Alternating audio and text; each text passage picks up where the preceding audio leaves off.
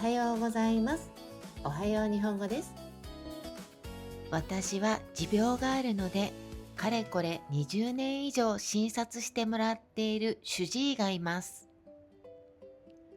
今日は2ヶ月に1回の診察日だったので、その先生の病院に行ってきました。私は先生の話を聞きながら、すっかり真っ白になってしまった先生の髪の毛を眺めていました。昔は真っ黒だった先生の髪の毛はいつの間にか真っ白です。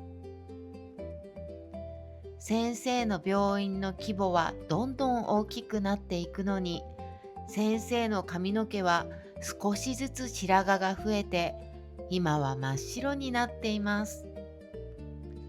ということは、私もそれだけ年を取ったということですね。私は最近めっきり疲れやすくなってきているので、先生の白い髪の毛を見ながら自分の年齢と体力を見つめ直しました。短いのでもう一度繰り返して聞いてみてくださいね。また明日。バイバーイ。